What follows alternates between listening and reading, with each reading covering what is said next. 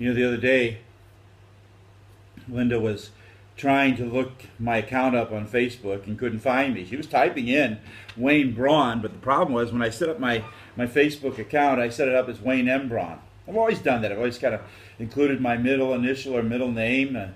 Even when I would write letters to family, I'd sign it Wayne M. Braun. To which my sisters would laugh because they say, we're family, Wayne. You have to put your middle name down. But I did it for a reason. I like my names. I like what they mean. The name Wayne means wagon maker or burden bearer. The name Michael is the biblical name for the archangel of God.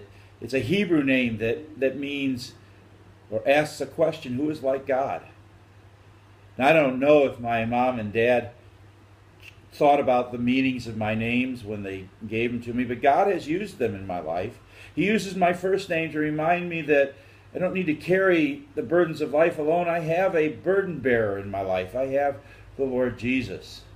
And he uses the second name, Michael, to remind me that there is none like my God, that he alone is God. So I want to ask you, do you know the meaning of your names? Take a moment and look them up if you want to. Do you know how or why you were given your names? Even if you weren't, you need to know that your name is a precious gift. When people hear your name, everything they know about you comes to mind. Your name and your reputation go hand in hand. And even more importantly, as those who believe in Jesus, our name and our reputation goes hand in hand with what people think about him. People form their opinions about Jesus based on what they hear from and see in you and me. That's a big responsibility, and I have to admit, I fail at it every day. That's why I love the passage from Matthew 16. The disciples have just finished telling Jesus what people are saying about him. Some say you're John the Baptist, others say Elijah, some say you're Jeremiah or one of the prophets. And Jesus looks at him and says, what about you? Who do you say that I am? And that's when Peter gives his great confession. He says, you're the Christ, the Son of the living God. And in response, Jesus tells Peter that confession, that faith in who he is a gift, a blessing from God to him. Indeed, Jesus uses Peter's name to spell out for him just how important that confession is. And I tell you, Jesus says, you are Peter, and upon this rock I will build my church, and the gates of hell will not prevail against it. Two things strike me there. The first is that people today are no different than they were in Jesus' day. They will come up with all sorts of things that they believe about Jesus, and that's why our confession, the things we say, and the way we live our life are so very important. People need to hear the truth about Jesus from our lips. They need to see the truth about Jesus lived out in our lives. Well, that's kind of scary. Because like I just said a moment ago, I fail almost daily at that. But I told you there are two things that strike me about this passage, and the second one is the one that really comforts me.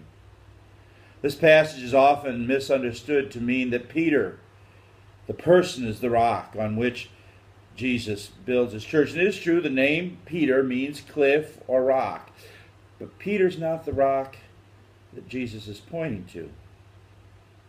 It's the truth that Peter confesses, that Jesus is the Christ, the Son of the living God. Jesus is the rock. He is the solid foundation. That's comforting to me.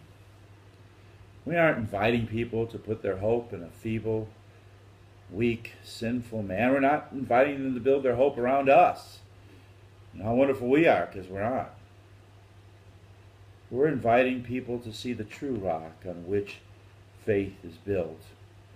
To build their lives on him who died for them and rose again. We'll fail.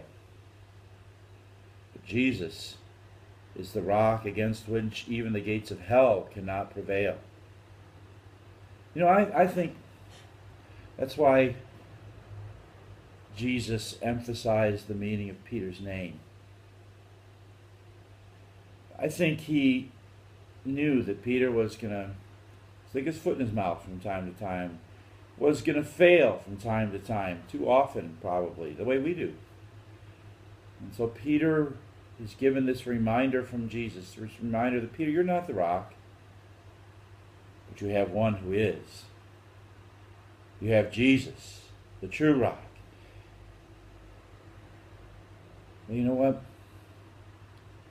In the name Peter, I think Jesus is giving us that same gift, that same reminder, that same comfort. That we are not out there to offer a hope that's built around us. We're out here in the world offering a hope built on the true rock, on Jesus, against whom the gates of hell cannot prevail. It's amazing what great gifts God can give us in a name.